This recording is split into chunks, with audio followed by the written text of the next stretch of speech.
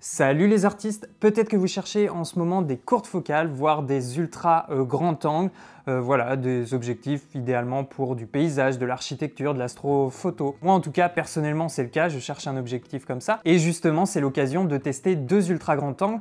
Donc on a le 14 mm Samyang f2.8 en version autofocus, donc version FE pour monture Sony, et le Laowa 15 mm à ouverture f2, objectif entièrement manuel. Voilà, alors on est parti pour une petite comparaison entre ces deux objectifs. Merci à DJI Access pour le prêt. Alors est-ce que vous avez une idée d'à quel point ça peut être grand une ultra courte focale? Là, je me filme au 35 mm. Maintenant, je vais passer au 15 mm. Donc voilà, là c'est le 15 mm Laowa. Et maintenant, le 14 mm. Voilà, ça c'est le 14. Évidemment, maintenant, tout ce qui était en hors-champ pour le 35 mm est dans le champ. Donc voilà un petit peu le genre d'objectif que je vais vous tester.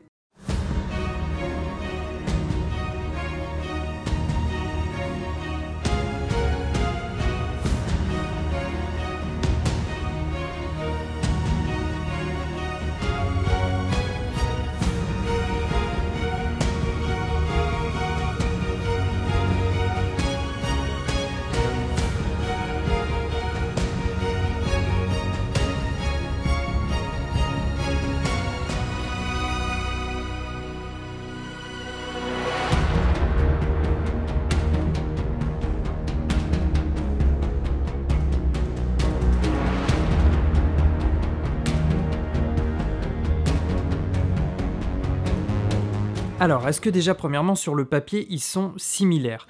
Au niveau de la focale, ils sont assez proches. Je vous mets tout de suite une comparaison entre le 14 mm et le 15 mm. J'ai pris mes photos sur pied avec la 7.3 de manière à ce que le cadre ne bouge pas et j'ai uniquement changé l'objectif.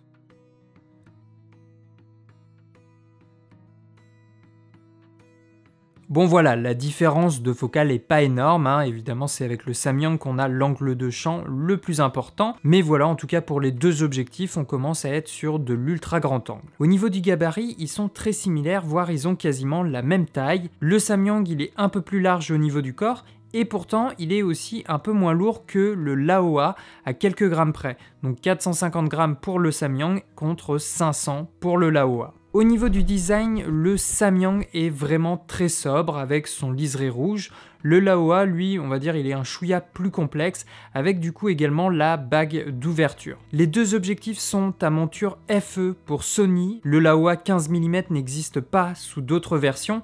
Et le Samyang également, enfin il y a une autre version du 14 mm pour d'autres montures et d'autres marques d'appareils, mais pas en version autofocus. Au niveau du diamètre de la lentille, on est sur du 72 mm pour le Laowa et du 85,5 mm sur le Samyang. Alors le souci étant avec le Samyang, c'est que par rapport à sa forme de lentille, on va pas pouvoir utiliser un filtre classique, ça va pas tenir et de toute façon, il n'y a pas en fait d'emplacement dédié pour le visser et en plus le pare-soleil est intégré à l'objectif, donc voilà, ça empêche finalement l'utilisation d'un filtre classique. Après, on peut toujours utiliser un peu d'accessoires, une matbox et y intégrer par exemple un filtre carré. Avec le Laowa, par contre, pas de souci, le pare-soleil n'est pas intégré et on peut utiliser donc un filtre pour une pose longue par exemple. Au niveau du capuchon de protection, avec le Laowa, c'est du classique. Par contre, avec le Samyang, vous voyez, il est un peu différent en raison du coup de la forme de sa lentille et du pare-soleil intégré, mais voilà, ça n'enlève rien, dans la pratique il fonctionne plutôt bien et c'est assez rapide à mettre et à enlever. Ensuite, qu'est-ce qui va différencier ces deux objectifs? Alors ça va être l'ouverture, alors pas de beaucoup, mais on a quand même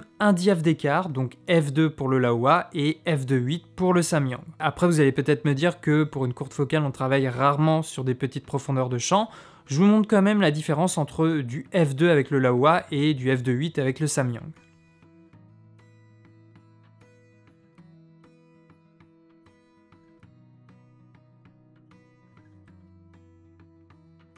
Donc là, vous voyez en facecam, par exemple, eh bien, le Laowa va un peu plus me séparer du fond, mais le Samyang n'est pas très loin derrière. Donc vous voyez, un des avantages du Laowa, c'est cette grande ouverture.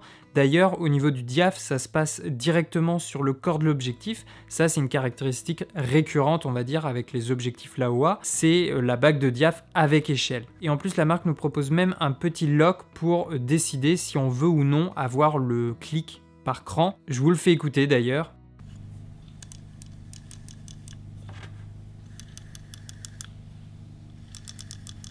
Sinon, au niveau de la bague de diaph, elle est ni trop dure ni pas assez à déplacer, donc c'est plutôt agréable et donc on n'a pas trop de risque de la bouger par mégarde. Et puis du coup, en vidéo, ça peut nous donner la possibilité de faire un changement de diaph pendant une prise. Côté mise au point, ça va être une des différences importantes. Le Laowa est entièrement manuel, alors que le Samyang 14 mm f2.8, lui, il est bien autofocus. Donc si vous hésitez entre ces deux objectifs, ça peut être un élément de choix assez important. Alors après, encore une fois, généralement on utilise assez peu une courte focale à pleine ouverture, et on peut très bien faire manuellement son point pour sa photo de paysage. Après, par exemple, pour du vlog, si vous souhaitez vous filmer, eh bien, c'est sûr qu'avec le Samyang et son autofocus, ça va vous procurer un certain avantage. Au niveau de la bague de mise au point, celle du Samyang est ultra fluide. Par contre, c'est une mise au point électronique. Enfin, il n'y a quasiment pas de résistance.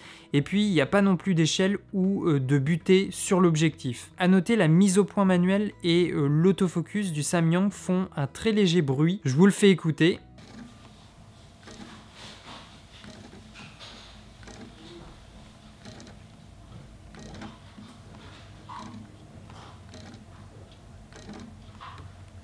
Bon voilà, c'est pas ultra gênant, mais il est quand même là. A l'inverse, la bague de mise au point du Laowa a beaucoup plus de résistance, ce qui ne veut pas dire qu'elle n'est pas fluide. Et puis on a également une échelle de valeur avec une butée à l'infini et au minimum de distance. Comme là l'objectif est purement manuel, c'est quand même assez pratique, voire même nécessaire. D'ailleurs, la distance minimale de mise au point du Laowa est de 15 cm. Bon, ça va être un peu compliqué de ne pas avoir des déformations à ce niveau-là. Le Samyang, lui, il est pas loin derrière avec une mise au point minimum de 20 cm.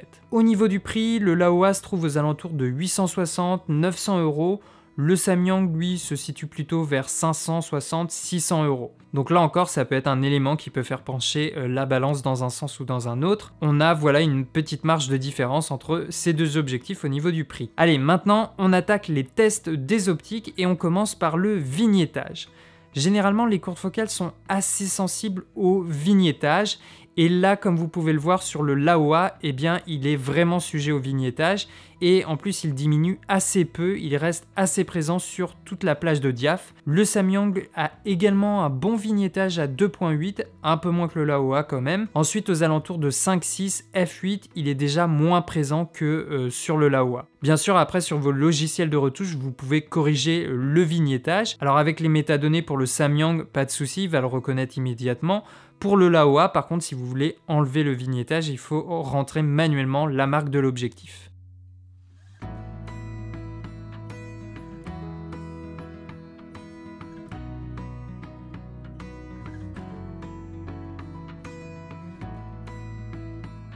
Au niveau des distorsions, le Samyang est plus sensible que le Laowa avec une distorsion en barillet. Le Laowa, lui, il est promu par la marque pour son 0D, donc sans distorsion.